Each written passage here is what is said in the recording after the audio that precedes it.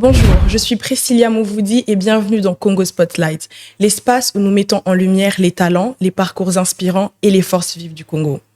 Aujourd'hui, nous avons l'honneur de recevoir une femme d'exception. Plutôt que de dresser la liste de ses réalisations, je vais la laisser se présenter elle-même. Ouh. Bonjour. Bonjour Madame Malika. Oui, je suis Malika Moukoubou, Walan Sompi, présidente du conseil d'administration à l'Office national du tourisme, présidente du collectif Vision Congo, de l'ASBL Vision Congo et chair lady de la Journée internationale de Mandela. Waouh, ok, d'accord. Alors, notre première question, est-ce que vous pouvez nous parler de votre parcours personnel et professionnel? Qu'est-ce qui vous a conduite à vous engager si activement pour la cause des femmes? Ouh, personnel, qu'est-ce que vous voulez savoir de moi? Personnellement. Eh bien, qu'est-ce qui vous a déjà conduite à vous investir aussi activement pour la cause des femmes? D'abord, je pense que c'est par le fait d'être aînée d'une grande famille, Ok, composée majoritairement de femmes, d'accord. qui sont des femmes battantes, qui ont vraiment de la poigne et un certain goût de la justice. Oui. Et de voir les choses bien se faire. Et il faut avouer que j'ai grandi dans une famille, dans une fratrie de 5, dont je suis l'aînée, comme je l'ai dit. Et en tant qu'aînée, j'ai eu à avoir des responsabilités très tôt. Et j'ai eu un père qui était quand même très, très sévère. J'avais pas droit à l'erreur. Et bon, ma mère était là un peu pour adoucir les angles des fois. Oui. Mais bon, elle pouvait être dure, mais dans le sens où ça devait toujours me réveiller pour pouvoir accomplir de grandes choses. Et j'ai été mère très tôt. Ok. J'ai eu mes enfants très tôt. Et j'ai embrassé la vie professionnelle, je dirais, très tôt, initiée déjà par mon père. J'étais obligée d'aller travailler dans toutes les entreprises qu'il avait. Chaque fois que j'étais avant d'aller en vacances à l'étranger. Donc, je devais d'abord passer 2 semaines ou 2 semaines et demie après les examens à l'école et aller travailler. Et bon, j'étais un peu payée. Alors, ça me faisait un peu d'argent de poche. Et très vite, j'ai voulu connaître ou entrer en contact avec le monde extérieur. J'ai été élue Miss Beauté Kinshasa, 98-99 ou 99-2000. Et tous les prix que j'avais gagnés ou reçus, que ce soit en espèces ou en dur, tout ça, vu que je n'en avais pas besoin, j'ai demandé à ce que tout soit orienté vers des orphelinats, des homes de vieillards et des nécessiteux. Quelle belle initiative. Voilà, et j'avais 18 ans et demi. Et donc, étant donné que je savais pas ce qu'il y avait à l'extérieur, je savais pas comment les gens vivaient vraiment, je n'avais que l'image de la vie dans laquelle on a grandi.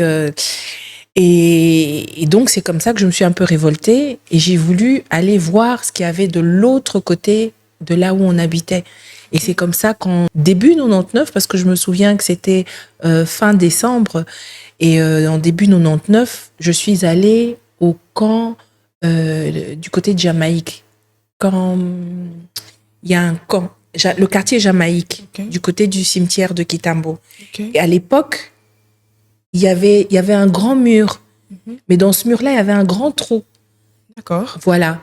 Et il y avait beaucoup de gens qui vivaient, mais vraiment de manière... il n'y avait pas de vie, en fait. Il n'y avait pas d'électricité, il n'y avait pas d'eau. Les enfants étaient mal nourris et tout ça. Et j'ai découvert ça. Et ça m'a révoltée.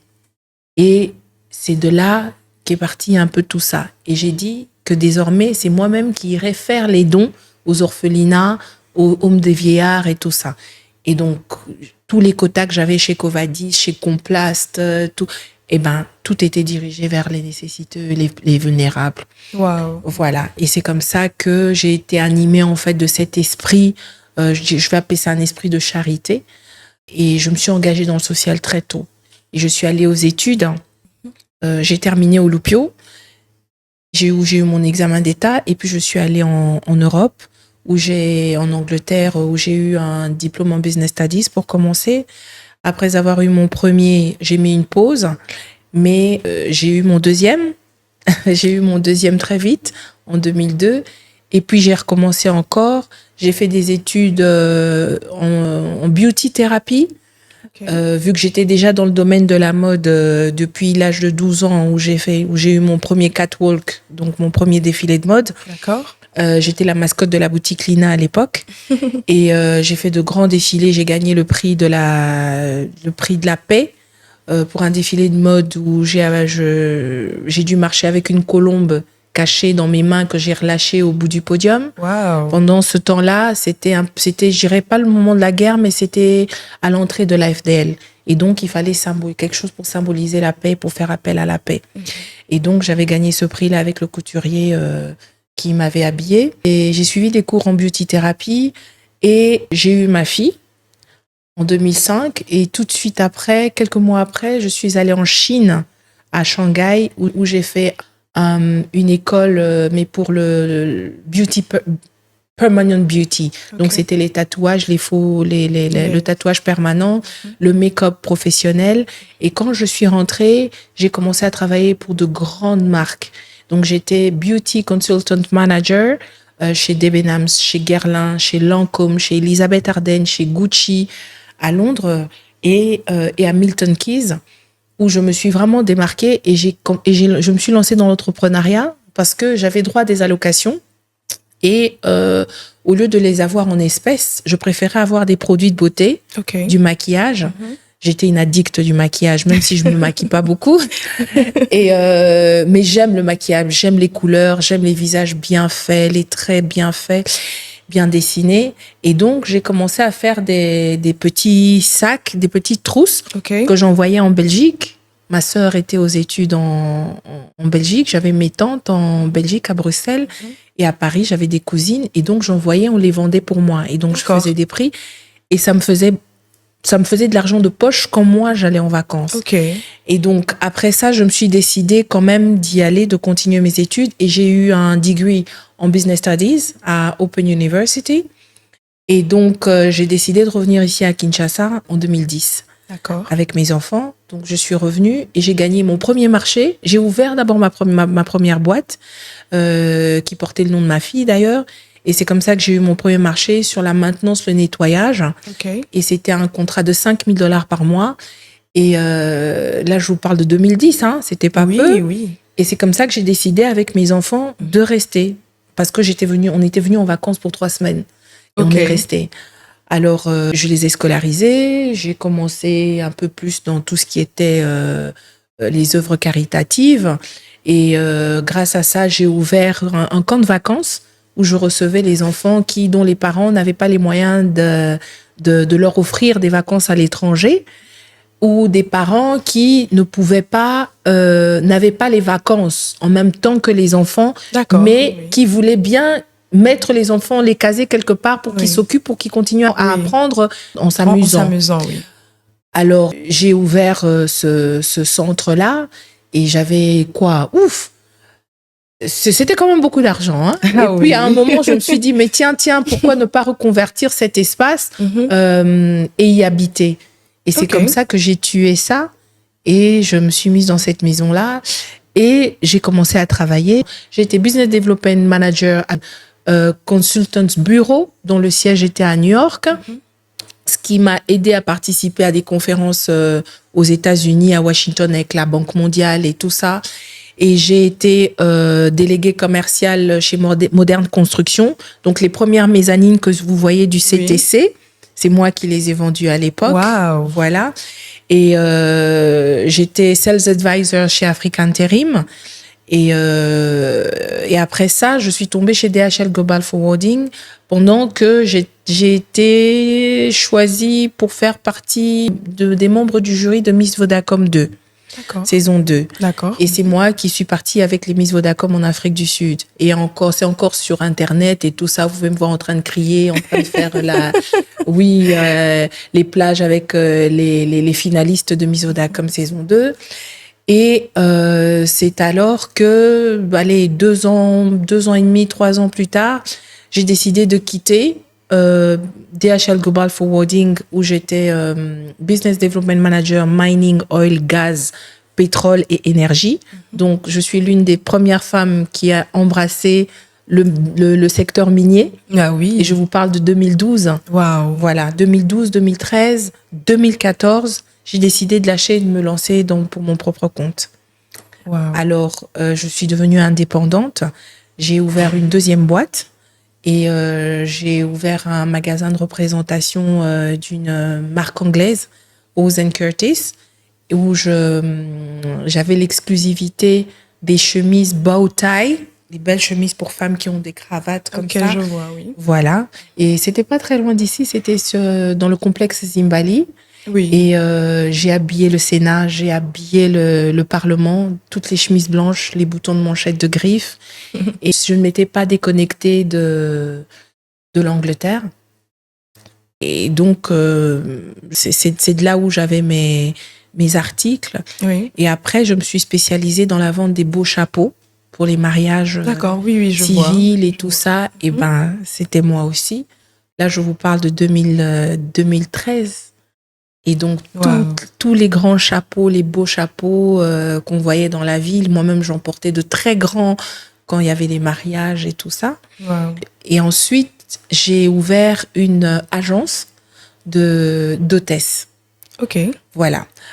Et j'ai eu mon premier contrat avec Vlisco, pour lequel j'étais même influenceur Vlisco. Donc, j'étais sur les panneaux dans la ville et tout ça déjà en 2015. Oui. Et les grands défilés de Vlisco, les ouvertures des défilés.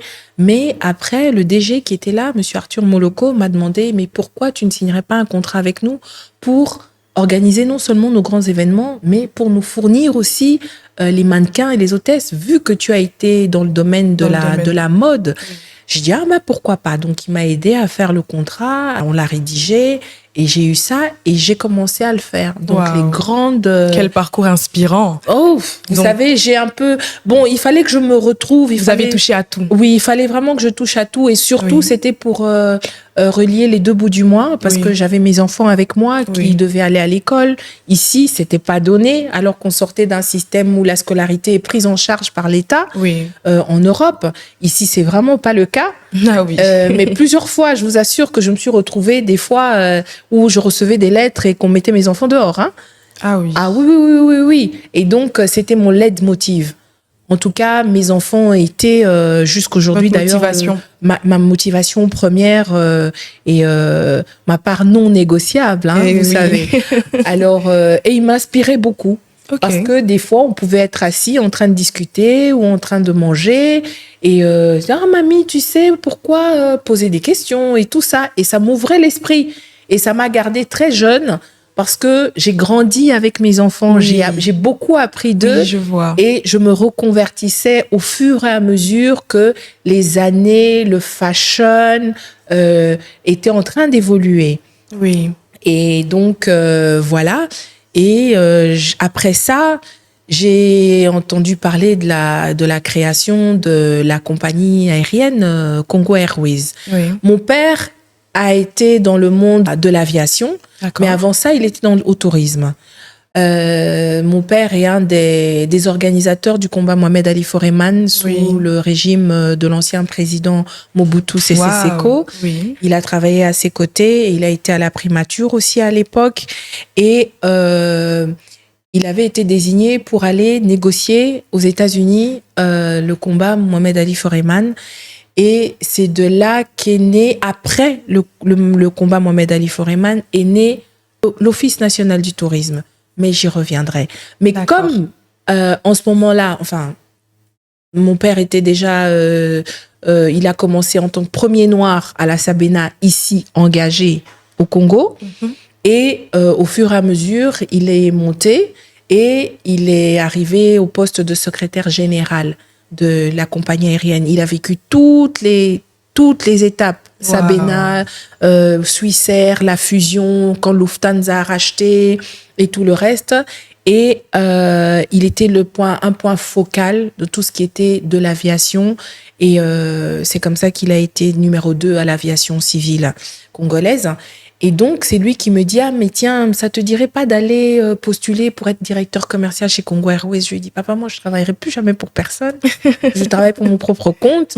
Je me sens bien comme ça et au moins, j'ai le temps pour les enfants et je suis my own time manager.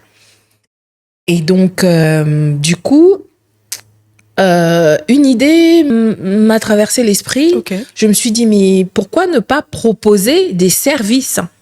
Okay. Et je lui dis, écoute, je vais proposer des services. Alors, il me dit, mais non, c'est difficile et tout. J'ai dit, bon, ok, c'est difficile, mais je vais essayer. Alors, je rédige une lettre que j'envoie. La boîte n'était même pas encore montée pratiquement. Oui. Alors, j'envoie au directeur commercial. Je mets en copie le directeur général et je mets en copie le président du conseil d'administration. Alors, ils disent, ah, mais pourquoi pas? Et donc, ils avaient commencé avec les événements pour annoncer la naissance de la compagnie aérienne, Oui. pour faire les promotions, pour présenter les offres et tout ça, les services. Alors, on m'appelait. Moi, mes hôtesses étaient formées. Entre-temps, je réunissais ma base de données. J'avais plus de 150 filles. Waouh. Oui, que je recevais. Beaucoup. Oui, avec qui je passais du temps, avec qui je pouvais à qui je pouvais transmettre les valeurs, que je pouvais caser dans certaines sociétés, qui aussi travaillaient pour Vlisco en one-off, pour Airtel des fois, et pour différentes compagnies. Et donc, c'est elle qui s'occupait du service chez Congo Airways chaque fois qu'il y avait des événements. Et puis, quand les avions devaient arriver, c'est là qu'ils ont eu besoin d'hôtesses de l'air. Bien sûr, oui. Alors, j'ai fait une session, j'ai pas vendu.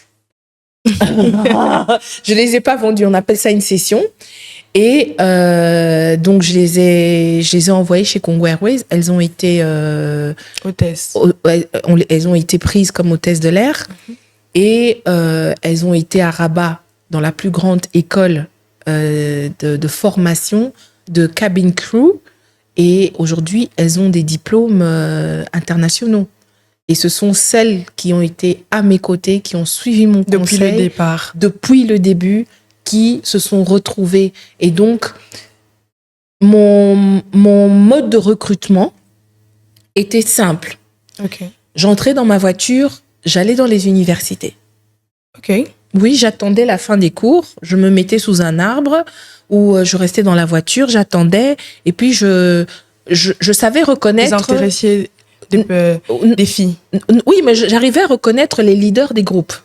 Ok, je vois. Et donc, j'en pointais une et je lui demandais de me rassembler d'autres filles sous un arbre et là, je descendais. Je m'asseyais, je leur parlais. Ok. Et c'est comme ça que j'ai eu à comprendre un peu la réalité de la jeune fille congolaise quand j'ai commencé ça. Oui. Et j'ai pu comprendre qu'il était difficile pour les jeunes filles congolaises d'être scolarisées ou de commencer les études et d'arriver jusqu'à la fin, faute de paiement de frais académiques, ou alors parce que une devrait se retrouver dans la rue parce que sa mère parce que les parents divorcés, la mère ne savait plus où aller et donc ça devenait difficile pour elle, ou les jeunes filles mères mais qui voulaient continuer leurs études mais pour qui c'était difficile, mais qui s'adonnaient à entre guillemets des services d'escorte. Parce que le mot prostitution, ça n'existe plus. Hein. Aujourd'hui, tout est tellement relativisé que, alors, d'escorte, et donc qui se compromettaient et qui étaient à la merci des requins qui, en échange de leur corps, pouvaient leur donner de l'argent. Et c'est comme ça qu'elles arrivaient peut-être à payer leurs études, ce qui n'était pas honorant et qui était très difficile parce qu'une fois que c'était fini avec ce monsieur-là, il fallait en trouver un autre. Ben oui, voilà. Ben oui, c'est un cycle. Voilà, c'est tout un cycle et quand on entre dedans, c'est très difficile de s'en détacher. Okay. Alors, et donc, c'est comme ça que j'ai fait.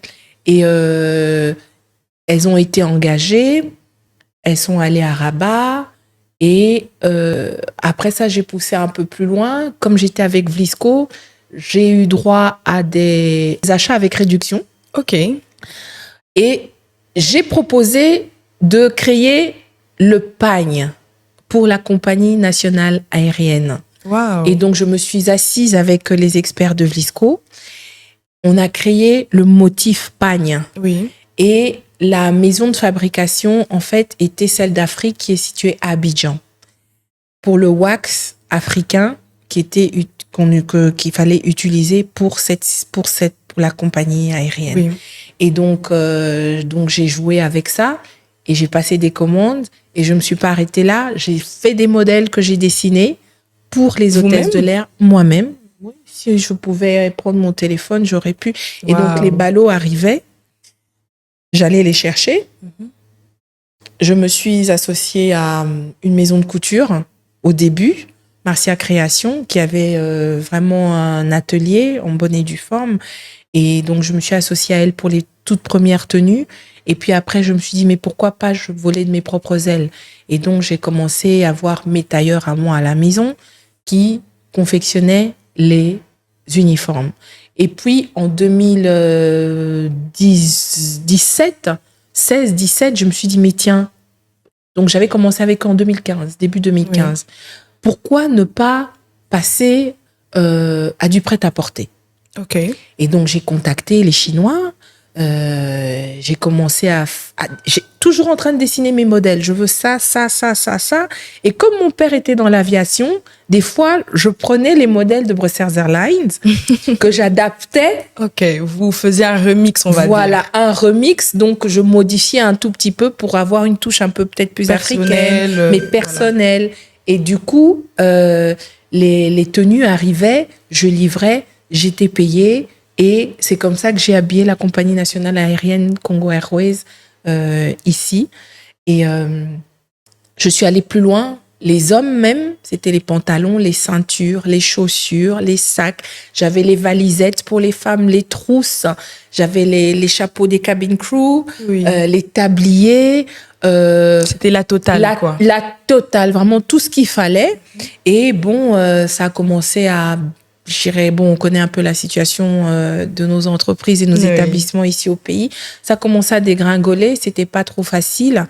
Et je me suis dit, bon, voilà, je me reconvertis, encore une fois, tout en gardant ça. J'essaye quand même de m'améliorer et d'ouvrir mon champ d'action. Et donc, c'est comme ça que, avec certains membres de la communauté, d'une communauté à laquelle j'appartiens, c'est la communauté Né Congo, parce que je suis ma mère du Congo central. Okay. Et on a décidé de créer une association et qui s'appelait simplement Vision Congo. Okay. On a commencé comme ça, c'était pas trop facile et je suis tombée enceinte. Je suis allée pour accoucher en 2019. Et on n'entendait plus parler de Vision Congo. Ok. Et donc, quand j'ai eu mon fils à l'époque du Covid, mon petit dernier après 16 ans. Waouh, c'était une surprise pour vous, j'imagine. 16 ans et demi, presque 17 ans. Waouh. C'était non seulement une surprise, mais c'était très difficile. Mais oui, j'imagine. Après tant d'années, et puis avec l'âge, c'était pas facile du tout. J'avoue que j'ai beaucoup souffert. En plus, c'était pendant le Covid, avec toutes les restrictions, ça n'a pas dû être évident. Non, c'était vraiment difficile. Et en 2000, donc c'était en 2000, je suis partie en 2020, j'ai accouché en 2020 et je suis revenue. Entre-temps, je suis allée réinstaller mes enfants en Angleterre en 2017 et c'est là où j'ai décidé de faire ma licence. D'accord. Voilà, pendant que j'ai installé les enfants, le temps de les inscrire, le temps de trouver une maison et tout ça, c'était difficile. Certaines personnes pensent que j'ai eu une vie facile, mais c'est complètement faux. Moi, je sais ce que c'est que vivre, passer une nuit à la Belle Étoile avec les enfants. Parce que ça m'est déjà arrivé. Mais il y a une chose que je devrais dire ici, c'est que j'ai toujours su et senti que j'avais Dieu à mes côtés, qui veillait sur moi, sur mes enfants, parce que je me battais pour la bonne cause et que j'avais commencé déjà à penser aux nécessiteux et aux plus vulnérables dès mon jeune âge. Entre-temps, en 2016, c'est comme ça que j'ai été nominée Chair Lady de la Journée internationale de Mandela, nominée par la MONUSCO et l'ambassade d'Afrique du Sud. Et donc, je dirigeais toutes les actions vers les nécessiteux. Ok. Voilà. Okay. Parce qu'il fallait pérenniser et vulgariser le combat et les valeurs que prônait Mandela. Et donc, c'était un peu ça. Et ça a toujours été d'ailleurs une grande réussite jusqu'à aujourd'hui. Je glorifie le Seigneur pour cela parce que c'est pas donné. Oui, j'imagine. Voilà. Et donc, je suis revenue en 2021. Et c'est là que je me suis décidée de... Non, déjà en 2018, je suis entrée dans la politique. D'accord. Tout le monde me prenait pour une folle. On me disait, mais qu'est-ce que tu vas aller faire là-bas? J'imagine. Mais non, c'est un monde... Sûrement quand ils ont vu votre parcours qui est mode, beauté et d'un coup politique. Voilà, politique, mode, beauté, entrepreneuriat, hein, oui. Commerce et tout ça. Et tout le monde me disait, mais c'est pas un monde fait pour toi, mais il y a que des requins là-bas, il y a que des vautours, oui. C'est le désordre, oui. c'est pas bon pour les femmes et tout ça. Oui, toutes sortes de critiques. Toutes sortes de critiques. Alors, moi, j'aime ce genre de challenge. Et c'est ce que, d'ailleurs, mes ennemis ne comprennent toujours pas. Plus on me combat, plus je multiplie des stratégies et je décuple des forces pour pouvoir atteindre mes objectifs. Alors, j'ai dit, si on me dit ça, c'est qu'il y a quelque chose là-bas. Et il fallait se décider, aller dans quel parti politique, faire partie de quel parti politique. Et on a commencé à me tirailler de gauche à droite. J'étais très, très, très demandée. J'ai dû me retirer un peu pour me ressourcer, pour demander à Dieu de me montrer la voie. Et j'ai reçu ça comme ça en prière avec un partenaire de prière qui m'a dit « Non, c'est l'UDPS ». Je dis « Mais non, je vais pas aller là-bas. Regarde ce qu'on raconte du parti. C'est un parti tribaliste. C'est le désordre, c'est ceci. Oui. » Il dit « Non, c'est là où vous devez aller, madame. » Et donc, voilà, on commence. Et c'était que des obstacles, que les bâtons dans les roues. Mais au fond de moi, je me disais, il y a une lueur d'espoir. Mais oui. Je trouverai le chemin. Oui, je crois que j'avais déjà adhéré au parti, finalement, que j'ai fait le coming back out de Vision Congo, mais transformé en collectif Vision Congo. Je me suis entendue avec les autres membres. Je leur ai dit, je suis partie 2 ans. Alors, laissez-moi faire. On s'est entendus, ils ont dit, bon, ok, d'accord. Alors, j'ai tout pris en main et j'ai fait le coming out. J'ai écrit au président de la République. Je voulais qu'il rehausse de sa présence, vu que c'est quand même un événement de nature très diplomatique et officiel. Et donc, il était en déplacement. Il m'a envoyé la ministre près pour le représenter. Et j'ai pu atteindre Madame Bintou Keïta, la représentante de l'ONU en RDC. Elle était présente et c'est à elle que j'ai demandé même de faire l'appel de fonds pour reconstruire une école qui était dans le quartier de Jamaïque, là où je suis allée la première fois quand j'avais 18 ans. Là où il y avait un trou, là. Voilà, oui, c'était là. Et cette école se trouvait là, au fin fond, mais dans un état, c'était juste pas possible. Les enfants étudiaient dans des conditions minables. Et donc, voilà. Et l'appel de fonds a été fait, a été lancé. J'avais des ambassadeurs, j'avais des chefs d'entreprise. Et donc, j'ai misé sur une grande, je dirais, une grande plateforme. Et j'ai commencé à soutenir mes actions et à avoir les médias comme alliés. Ok. Voilà. Et c'est comme ça que je me suis tissé des liens avec beaucoup de chaînes de télé, de radio, de journalistes et tout ça, qui acceptaient même des fois de m'accompagner gratuitement. Waouh. C'est comme si ils savaient qu'il y a derrière tout ce que je faisais, qu'il y aurait une issue. Oui. Et des fois, je pouvais simplement dire, écoutez, je n'ai pas d'argent, mais j'ai besoin de vous. Et j'étais accompagnée comme ça. Ou des fois, je voyais des partenaires ou les anciens membres de Vision Congo, où j'exposais le problème et tout ça. Et il y en a qui m'ont soutenue, mais de manière inconditionnelle, les yeux fermés. Et même quand j'avais décidé de commencer à faire le tour de certaines provinces, dans le compte du parti, je pouvais avoir comme ça quelqu'un qui disait, bon, ok, moi je t'offre les banderoles. Ah, mais moi, je t'offre le véhicule. Ah, mais moi, je te mets le carburant et tout ça. Et c'est parti de là. Et j'ai commencé à faire mes preuves et j'ai été élevée en tant que cadre du parti en 2021 même. En 2021, Ok. j'ai été nommée secrétaire nationale de la direction de la Ligue des femmes en tant que chargée des questions électorales et représentation de la femme de l'UDPS. C'est un poste national. C'est une position sur toute l'étendue de la République. Alors je me suis dit, je ne vais pas commencer loin, je vais commencer chez moi. Ok. Et je suis retournée au Congo central. J'ai été désignée par la MONUSCO pour mener la campagne contre les violences faites au genre. Les 16 jours d'activisme, j'ai été accompagnée. Ce fut un grand succès au Congo central. Je suis allée au Bandundu pour la redynamisation du parti. J'ai fait Mbuji-Mayi pour la redynamisation du parti et pour le soutien à la candidature du chef de l'État avec la team Quinquena Fachi, où ce fut un grand succès. Et j'ai dû sensibiliser les jeunes filles de Mbuji-Mayi. Elles étaient tellement nombreuses. C'était vraiment un grand succès. C'était pour moi la première fois d'aller au Kasaï.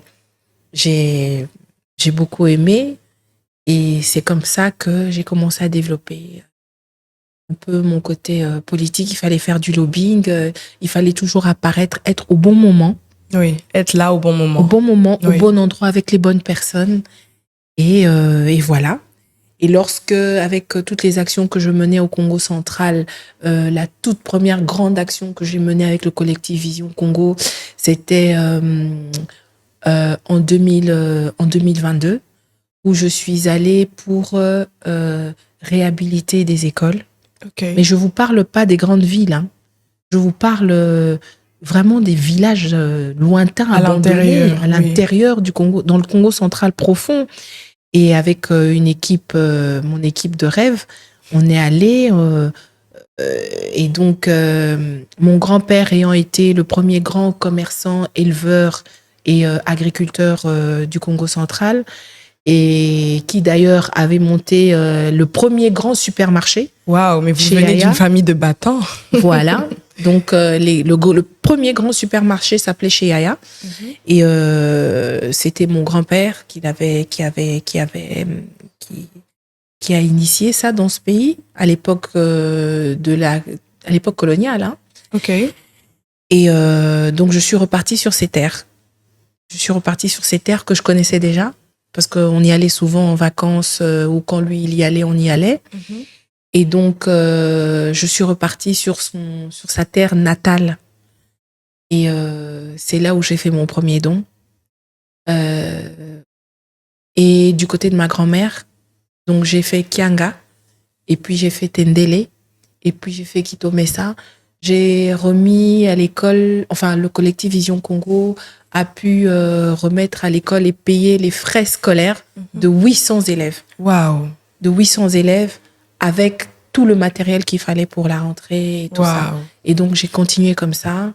Et ce qui veut dire qu'en fait, je n'ai pas été une opportuniste quand il fallait se présenter pour les élections ou à la députation. Oui. Parce que j'avais commencé, ça faisait bien longtemps. Mais oui. Et à l'époque, je n'avais même pas encore à l'idée que j'aurais pu arriver jusqu'à aller me présenter en tant que candidate députée. Mm-hmm.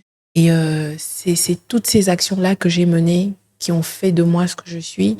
Et c'est comme ça que j'ai été repérée. J'ai d'abord été reçue avec les femmes d'exception du Congo central, les femmes nées Congo.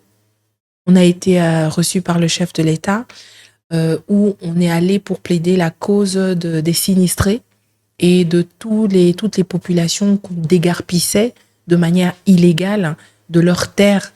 Et c'était une action très louable. Oui. Et de là, tout est parti. Et j'ai continué à me démarquer sans me fatiguer à travailler. C'est comme ça que j'ai été nommée ensuite présidente du conseil d'administration au moment où je m'y attendais le moins, en D'ailleurs, j'ai été nommée pendant que j'étais en prière pendant 2 semaines.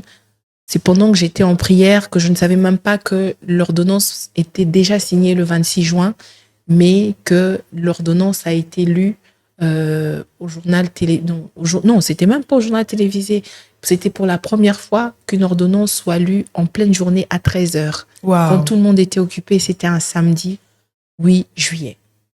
Et donc voilà, et c'est comme ça que je suis retournée sur les traces de mon père qui était dans le tourisme, Oui. qui était au tourisme à l'époque. Mhm. Et par, je sais pas comment c'est arrivé, mais je me suis retrouvée là, c'est ce que je suis jusqu'aujourd'hui. Waouh, waouh. Alors, quel parcours très, très, très inspirant. Vous avez vraiment touché à tout. Ouais.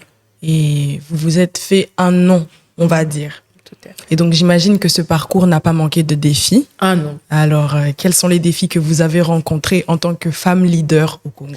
D'abord très combattue par les femmes, Ok. par les autres femmes. Ok. Des fois, ça pouvait être même au sein de la famille. Parce que déjà, c'est au niveau de la famille que le combat commence. Et mais c'est une fois que on arrive à gagner en fait ces combats-là au sein de la famille, Oui. qu'en fait, on n'a plus peur de rien. Parce que en famille, on met les gants. En famille, tu es l'enfant. Tu peux être leader, tu peux être tout ce que tu veux, mais Oui. quand tu es en famille, quand tu es l'aîné, quand il y a des aînés, il y a des aînés. Exactement. Quand il y a des parents, il y a des parents. Exactement. Donc tu restes enfant, tu restes nièce, tu restes petite fille, et ce n'est pas facile. Mais je glorifie le Seigneur parce que j'ai eu des parents qui m'ont beaucoup soutenue. Ok. J'ai un support system just indéfectible. J'ai ma sœur qui, toujours quand je suis down, qui a toujours une petite pensée ou qui m'envoie un message et tout ça. Et mes frères, et dont l'un d'ailleurs est un super combattant, il a été capitaine de l'équipe nationale belge, c'est un basketteur professionnel, il a fait Miami Heat, il a fait la NBA en Utah Jazz, en Summer League, il a fait le Havre, il a fait... Wow. Oui, et il joue pour la Belgique depuis un moment. Et on est arrivé à s'emboîter comme ça, mais de manière, je dirais même miraculeuse. Mais oui. Parce qu'on avait presque les mêmes combats, mais dans des domaines différents. Et il y a une autre chose que quand j'avais des combats ou des défis, je ne manquais jamais de retourner vers mon père et de lui dire, écoute papa, regarde, il y a ça. Moi, je sais pas comment je pouvais parler comme ça, ou je faisais asseoir ma maman, je lui parlais. Et mais en fait, c'était le fait de parler qui, en même temps, me donnait des pistes de solutions. Et le combat après c'est beaucoup plus étendu sur les personnes qui étaient autour de moi. Parce que des fois, en regardant comme ça, on se dit, ah, mais telle personne est bien. On a besoin de mentors. On a besoin de quelqu'un pour vous accompagner. Mais en fait, il y a des pièges aussi. Okay. Il y a aussi des pièges parce que vous pouvez vous mettre avec quelqu'un qui, en fait, voit ce qu'il y a derrière, mais que vous ne voyez pas, ou des personnes qui vous utilisent à leur fin en vous faisant croire qu'ils sont là pour vous aider, alors que ce n'était pas le cas. Oui. Et il fallait avoir un esprit de discernement. C'est vrai que je suis tombée plusieurs fois où j'ai dit que je lâchais. En tant que femme, le problème est souvent intervient souvent du côté financier. Okay. C'est pour ça qu'il est très important, il était très important que je sois quand même indépendante avant d'embrasser une quelconque carrière ou d'être élevée d'une manière ou d'une autre à un poste quelconque, pour ne pas avoir à faillir à mes devoirs, oui, ou à mon mandat. Et donc, le côté financement, le côté accompagnement, des fois était dur, oui, mais Dieu a toujours pourvu. Ah oui. Alors, il y avait aussi le fait d'être femme seule, avec des enfants. Pendant longtemps, ça a été mal vu ici dans ce pays. Hein. Ah oui. Vous savez que moi, j'arrivais à des endroits ou à une fête, j'arrivais et que les autres femmes qui étaient des amies se levaient me laisser à table seule. Parce qu'elles, elles étaient mariées et moi, je ne l'étais pas et j'étais une menace. Waouh. J'ai vécu ça. Authentique. Je l'ai vécu. La méchanceté simplement. Et plusieurs aujourd'hui sont divorcés. Oui. D'où vouloir juger, c'est une bonne chose, mais nul n'a le monopole du temps. Nul ne peut dire que demain, je serai mieux que l'autre ou que demain, je serai toujours là où je suis aujourd'hui, si pas plus. Oui. Et ça me faisait mal. Des fois, je rentrais à la maison, je me posais des questions, je pouvais peut-être verser des larmes, mais je me reprenais toujours très vite, très tôt, parce que le matin, il fallait se lever pour que les enfants aillent à l'école. Et oui, c'était votre motivation, comme vous l'avez dit. Voilà, c'est ça. Oui. Et chaque fois, mon père n'arrête... Jusqu'aujourd'hui encore, il continue à me dire « Tu es l'aîné, tu es l'aîné, tu es l'aîné ». Comme une chanson. C'est une responsabilité à vie. Je vous dis. Et il me l'a encore répété là pour mon anniversaire. Au lieu de me souhaiter les vœux, il était en train de me dire « Oui, tu es l'aîné ». Bon, il m'a souhaité les vœux. Hein, il faut pas qu'il m'en veuille. Alors, donc voilà, c'est un peu ça. Et qu'est-ce qu'il y avait d'autre? Oui, par moments, c'était des fois le manque de ressources. Je veux dire, trouver les bonnes personnes qui pouvaient m'accompagner. Votre cercle proche. Oui, mais vous serez étonné que le cercle proche, il est très, très, très serré. Hein. Ah oui. Ah oui, très restreint. Hein. Je dis souvent, oui, c'est un ami, oui, c'est une amie, mais il n'y a que moi qui sais où je te mets. Mais bien sûr, parce que je connais tellement de gens, tellement de monde, à tel point que les gens se demandent toujours pourquoi je ne fête pas mes anniversaires. Parce que si je me mets à faire une liste, voilà. Alors du coup, je préfère pas. Je souffle avec mes parents, avec mes enfants, avec une tante qui ne rate jamais mes anniversaires, avec mes proches, mais vraiment très restreint. Des fois, ça peut être même seulement avec ceux du bureau. Et puis, c'est tout, de mon équipe. Vous voyez? Et ça m'a protégée. Ça m'a vraiment protégée. Et j'ai eu pendant longtemps pour modèle Madame Louise Mayou Makasende, qui est une femme que j'admire beaucoup depuis très très longtemps et chez qui j'allais souvent. En fait, c'est la belle-mère de mon frère. Mais peu importe l'heure, je pouvais lui écrire, je pouvais lui dire, écoute, je viens à ton bureau, ou bien voilà, écoute, j'ai besoin de toi et tout. Et je veux dire, je n'ai jamais honte. Je ne me sens pas petite d'aller vers les personnes qui ont vu le soleil avant moi et qui ont réussi. Je pense que c'est une de mes forces. Et je peux poser la même question 4 fois, comme une enfant, simplement pour avoir la bonne réponse. Et ça, c'est quelque chose qui m'a quand même aidée quand je pouvais me dire que j'étais peut-être perdue ou que j'avais besoin d'une directive ou de retrouver ma voie. Et voilà, c'était ça. Et quand je me suis lancée en politique, mes parents ne croyaient pas en moi beaucoup. Parce que mon père a arrêté de faire de la politique parce qu'il avait fait la promesse à ma grand-mère, à sa mère, quand elle est décédée, qui lui avait demandé de ne pas en faire.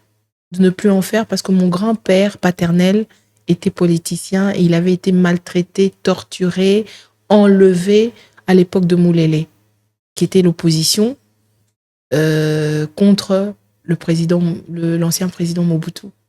Et mon grand-père paternel était le premier chef coutumier élu au Bandundu. Et c'est lui qui a fait commencer à faire élire les députés au Bandundu. Et suite à ça, sa santé s'était un peu fragilisée. Ma grand-mère avait dû fuir dans la forêt enceinte avec un bébé et d'autres enfants. Mais mon père était à l'internat. Il n'a pas pu partir. Donc, Je vous assure. Et donc, ma grand-mère avait été tellement traumatisée qu'elle avait demandé à mon grand-père de ne plus faire de politique. Alors, il est resté chef coutumier à régner comme ça. Mais quand mon père a commencé à l'époque de s'intéresser à la politique, quand on est arrivé au moment de lui demander s'il voulait avoir des postes beaucoup plus importants comme ministre et tout ça, déjà qu'il était très proche de l'ancien président. Vous savez, la politique, c'est un monde compliqué. Hein. Ah oui. Ah, moi, je me souviens, étant petite, j'entendais les klaxons. On venait, on disait à mon père, à l'époque, il n'y avait pas de télécell, il n'y avait pas de GSM, il n'y avait pas de téléphone portable. Hein. C'était les téléphones fixes. Mais à l'époque, on venait les prendre à la maison. On dit, oui, le président de la République a besoin de vous, il faut partir. Il est 2h du matin. Wow. Oh, ma mère, elle n'en pouvait plus. 3h du matin, et puis il pouvait partir. Et il n'y avait jamais de programme. Et elle estimait que mon père n'était pas assez présent. Alors un jour, elle lui a dit, tu fais le choix. Ok, l'ultimatum. Voilà, tu fais le choix. Soit c'est ta famille, ou alors c'est ta carrière politique. Et mon père avait fait le choix. Un choix auquel il a renoncé, mais un choix qui a été le mien après, qui a fait que je puisse apprendre petit à petit et ayant été très proche de lui en grandissant, comment les choses fonctionnaient. Et c'est comme ça qu'il m'a fait entrer dans l'arène de... Et mon carnet d'adresses, il est... Mais je vois. Il est super costaud. Je vois. Donc voilà. Donc vous pensez que votre désir de vous lancer dans la politique a premièrement été motivé par votre père ? Je dirais non, pas forcément dans ce sens-là. Au fil du temps, oui, parce que je sentais qu'il y avait eu un goût d'inachevé en lui. Ok. Parce qu'il pouvait ne pas être actif, mais vous savez que tout est pratiquement politisé dans ce pays. Donc, il faut avoir toujours un pied, être relié à... ou être, je dirais, à la page un tout petit peu et avoir des ramifications, les bras longs pour pouvoir exercer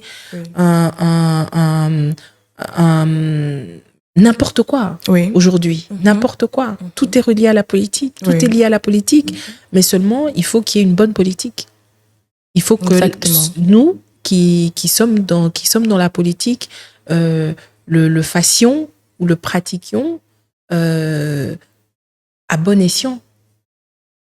Être au service du peuple. Assurer les générations à venir.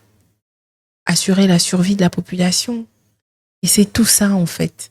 Et comme c'est quelque chose que j'ai en moi, il était quand même très important pour moi d'arriver là. Pas d'arriver, de passer par là. Parce que je suis pas encore arrivée, croyez-moi. Hein. De passer par là pour pouvoir donner encore plus. Et me donner encore plus. Pour l'amour de mon pays. Oui. Pour mes semblables. Et c'est un peu ça. Pouvez-vous partager avec nous un moment marquant ou un témoignage qui vous a particulièrement ému dans votre combat pour les femmes? Oh. J'imagine qu'il y en a beaucoup, sûrement. J'en ai tellement. C'est une question difficile, ça. Ah, voilà. Je vais parler du plus récent. Ok. Eh ben, le 12 mars, De cette année? De cette année. Okay. J'ai eu l'honneur d'avoir une prise de parole aux Nations Unies. Oui. Ok. En side event. Devant une très grande communauté, devant de grands décideurs, pour défendre la cause de la femme congolaise. Oui. De parler de son combat, de ses difficultés, mais surtout de la femme de l'Est. Ou en zone de conflit. Et je ne savais pas que c'est moi qui devais ouvrir les assises et introduire et tout ça. On me l'a dit la veille. J'imagine le stress. Je vous assure, parce que en fait, on ne connaît jamais les personnes qu'on aura en face de nous quand exactement. on a un événement de ce un genre. événement de ce genre, et surtout de cette envergure. Oui. Et puis, il faut savoir ce qu'on peut dire, ce qu'on peut pas dire, parce qu'on sait jamais qui est là, qui peut rapporter, qui peut amalgamer les choses, et c'est très délicat. Oui. Et pour ça, il faut travailler, il faut être concentré et tout ça. Et dire que j'avais pas très envie d'y aller. Ah oui, la veille. Non, je veux Bien dire, avant? Bien avant, parce que c'était une semaine avant mon anniversaire. Ok. Et j'avais déjà organisé, j'avais des dîners, j'avais vraiment envie de me lâcher, quoi. Et j'avais déjà des programmes et tout ça. Oui. Et je me disais, bon, je vais reporter. Et puis, je dis, mais en général, c'est quand j'hésite comme ça. Que ça donne les meilleurs résultats, oui. Voilà. C'est quand c'est très combattu, que ce soit par moi-même ou par les autres, qu'il y a une gloire derrière ces choses. Exactement, oui. Alors, Dieu merci qu'il n'y a que moi qui le ressent. Hein? Imaginez si... tout le monde pouvait le ressentir. Alors là, je n'aurais rien accompli jusqu'ici. Oui. Alors, je dis, bon, ok, je vais quand même y aller. Et j'y vais. Et voilà que notre ministre ou ambassadeur près des Nations Unies, oui. Que je remercie encore une fois, et qui a envoyé ses services, comme ça, il y avait toutes les femmes. Et là, dans un coin, on parlait, puis il a dit, j'ai besoin de... Le ministre a besoin de quelqu'un qui sait parler anglais, qui peut s'exprimer en anglais, pas seulement lire, mais s'exprimer couramment. Voici les termes de référence, les éléments de langage, et tout ça, c'est pour demain 13h. Waouh. Et puis, il y avait une dame qui était à côté, qui dit, ah, mais non, mais madame le PCA, je regarde, je dis oui. Et donc, on me donne tout ce qu'il faut, et puis bon, je prends les notes et tout ça, mais j'exige d'abord de savoir à qui j'aurais affaire et tout. Et c'est comme ça que j'ai vu que c'était des présidents fondateurs des communautés de l'Inde, d'Amérique du Sud, du Japon. Il y avait une fille de l'empereur, de la petite fille de l'empereur. Il y avait mais c'était un grand événement. C'était un grand événement, et la modératrice était une Rwandaise. Imaginez la suite. Ok. Mais comme je dis, on ne fait pas la guerre aux Rwandais, on fait la guerre à un système qui est représenté par des personnes, parce que ce ne sont pas tous les Rwandais qui sont contre nous ou qui nous font la guerre, parce qu'il y en a qui sont pour nous et avec nous, et qui sont contre le système en place, parce que au finish, on est des frères et sœurs, nous sommes un même peuple, et donc c'est tellement facile de se dire, bon, on les élimine eux, mais qu'est-ce qui vous dit pas que eux-mêmes peuvent se retourner contre vous aussi? Ah, mais oui. Vous voyez? Et donc, ça, c'est pour mon année 2025. Je pense que c'est le plus beau souvenir, on va dire. Enfin, pas le plus beau, so far. Ah oui, parce que nous sommes encore en avril, vous avez raison. Ah oui. Une expérience qui vous a ému, on va dire. Voilà, j'étais très émue. Okay.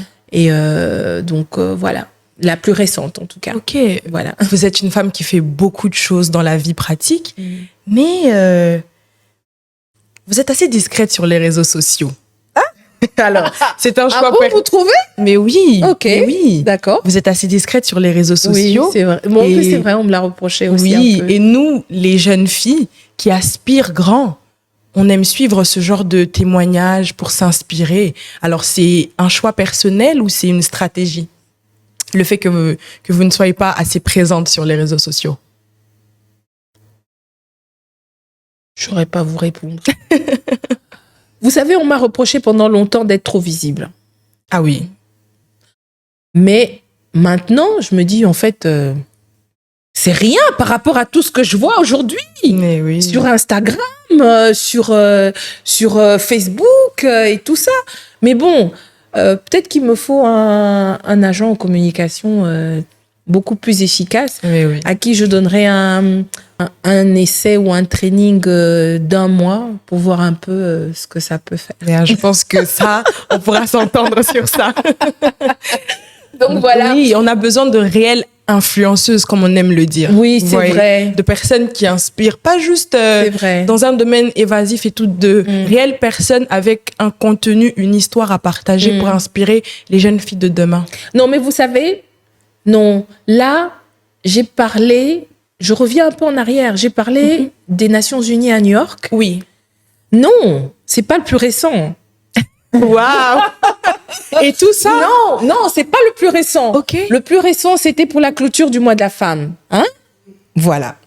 C'était pour la clôture du mois de la femme. Quand je suis revenue, eh ben, figurez-vous que pendant que j'étais à New York, on me contacte, on me dit, voilà, Madame Mukubu, on a besoin de vous pour une émission à la radio Okapi. Je dis, encore? Mais j'étais là le 8 mars. Non, en fait, j'ai tourné le 6 mars. Oui, pour que ce soit publié le 8. On a répété, on a rediffusé à la radio. Et je dis, mais oui, mais ils me disent non, mais en fait, il y aura plusieurs autres femmes et tout ça. Et puis, j'aurais dit, écoutez, laissez-moi réfléchir. Ok. Je suis en dehors du pays. D'abord, déjà, il faut bouger les dates. Et j'ai réfléchi. Et puis, j'ai appelé mon partenaire en crime de la radio Okapi. J'ai dit, Monsieur Kachama, voilà, il y a ça. Qu'est-ce que vous en dites? Il me dit, madame, vous savez ce qu'on a fait au Leadership Academy à l'université? C'était une émission radio Okapi live avec les étudiants. C'était il y a 2 ans. Il m'a dit, Madame Malika, ça vous dirait qu'on le refasse, mais ailleurs. Ok. Je dis, ok, voilà, j'ai été contactée par le centre culturel et artistique des pays d'Afrique pour que je fasse quelque chose là-bas. Waouh. Et donc, comme moi, j'étais de l'autre côté, et ben lui, il est allé. Et voilà, tout s'est mis en place et tout. Et j'ai contacté certaines associations avec lesquelles je travaille ou que je porte, comme Allons-y les filles, qui est chapeautée par Madame Promise, une jeune dame fantastique, et qui d'ailleurs a fait gonfler mon effectif en termes de membres en faisant adhérer tout le lycée Chaoumba au collectif Vision Congo. Wow. Donc, je vous assure que quand ces jeunes filles ne me voient pas, j'ai l'impression qu'on me dérange la nuit et tout ça. Et donc, elles me réclament et tout. Et donc, j'ai dit, bon, voilà, promis, tu t'occupes de le lycée Chaoumba. Je veux les filles. J'ai appelé la communauté des femmes nées Congo du parti de l'UDPS, parce que je suis née Congo et je suis de l'UDPS. J'ai fait appel à certaines femmes, jeunes filles qui me suivent beaucoup, et surtout à celles que Dieu m'a données, pour qui je me suis battue pour qu'elles terminent leurs études, qui aujourd'hui sont licenciées, qui ont terminé leurs études, que j'ai accompagnées ou qui m'ont simplement vue à la télé ou qui ont assisté à des conférences dans les écoles et tout ça. Il y avait des étudiants, en passant d'ailleurs, je salue les étudiants de l'Unikin, avec qui j'ai quelque chose qui est en train d'arriver, donc préparez-vous, tic-tac. Ah oui. Voilà. Et donc voilà. Et tout a été mis en place. Et j'ai commencé dans la même journée avec les élèves du collège Boboto, toute l'école, et l'après-midi, à 13h, je devais être au centre culturel pour accueillir les filles du lycée Chaoumba. La salle était déjà la salle de 800 personnes. Waouh. Et les filles sont descendues, elles sont entrées. J'ai eu mon live avec le Radio Okapi, mais je pense que jusqu'ici, de toute ma vie, Waouh. c'était le meilleur live que j'ai eu. Wow. The best one. Et là, il y avait la chaleur dans la salle et je parlais, il y avait cette interaction-là avec le public, avec les jeunes filles et puis les mamans et même les vieilles mamans qui étaient là, les femmes âgées, qui ont pris le micro, qui ont parlé. Wow, ça a dû être émouvant. C'était très émouvant, mais vraiment, et comme on dit, les bonnes choses ne durent jamais. Quand ça vraiment, on voulait pas terminer, mais on était obligé de couper parce que, bon, la chaîne devait couper et tout ça. Wow. Et ça, c'était vraiment un moment fort. Et puis après, on a partagé un tout petit peu les expériences. Et les filles ont dû repartir et tout ça à l'école. Et ça, oui. Oui. Ah oui, ça, c'est un moment qui vous a ému. Ah oui, ça m'a beaucoup ému. J'ai beaucoup aimé de me sentir si libre. Oui. Et en face de différentes catégories de femmes, différents âges, de classes sociales, en termes de quotient intellectuel et tout ça. Oui. Donc voilà. Eh bien, alors pour terminer, Madame Malika, quel conseil ou quel message souhaiteriez-vous adresser aux jeunes filles congolaises qui aspirent à prendre leur place dans la société, mais qui doutent de leur potentiel? Ouf, on me pose souvent cette question-là, vous savez. Oui. Alors, vous savez, c'est différent quand on me pose cette question-là comme ça.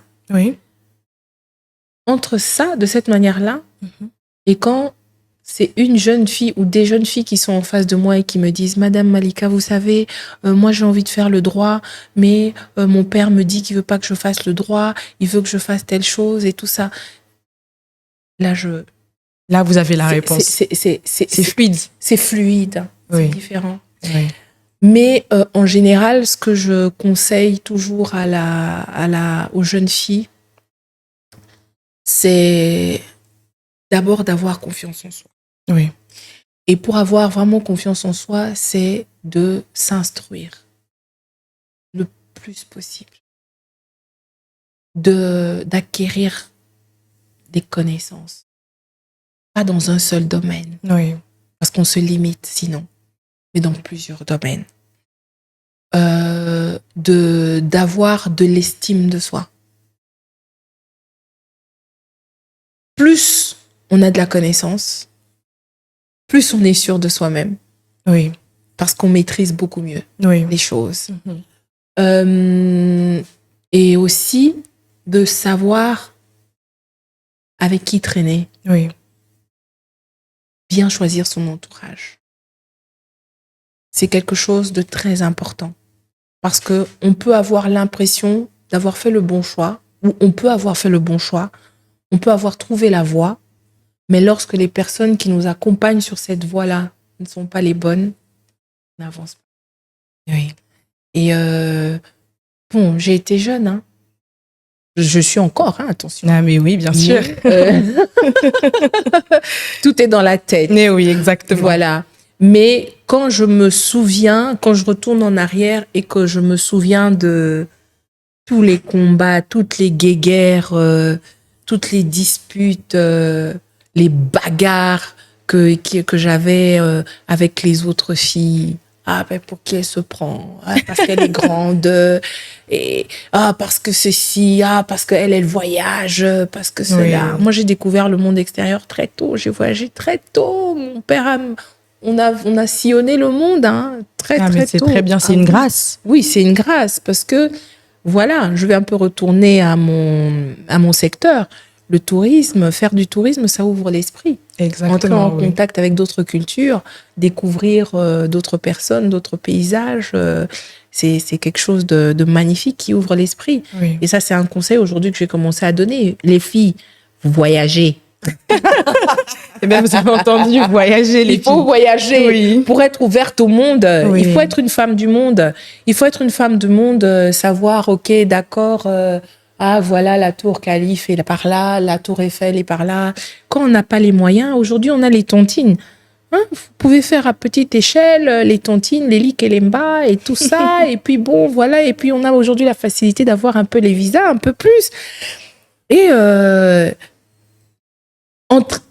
allez, devenez membre de certaines associations.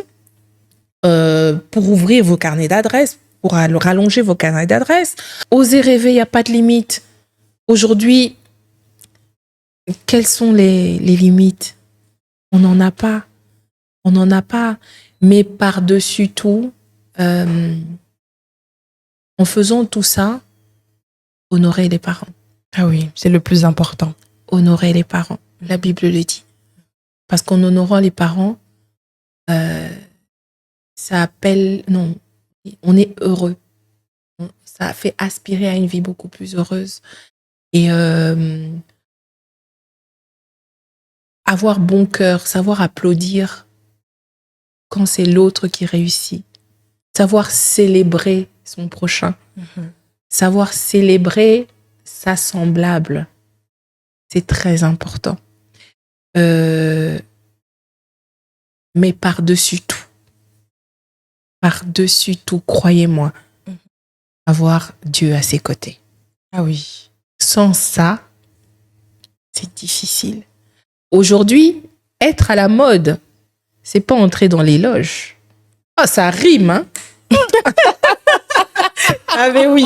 Être à la mode, c'est pas entrer dans les loges. Ah oui. Être à la mode, c'est être avec Jésus. Exactement. Parce que Jésus ne se démode pas. Exactement. Les je filles crois que à je la dois mode écrire, sont avec Jésus. Ah, je crois que je dois écrire des poèmes. Mais oui. Donc voilà, et c'est très très important. C'est très important pour l'équilibre mental, émotionnel, psychologique, même sentimental, même quand il y a personne à tes côtés, tu sais que bon, allez, et en réunissant tout ça. Et puis un conseil, cherchez-moi. Ah oui, madame. Un autre conseil, cherchez-moi, je suis ouverte.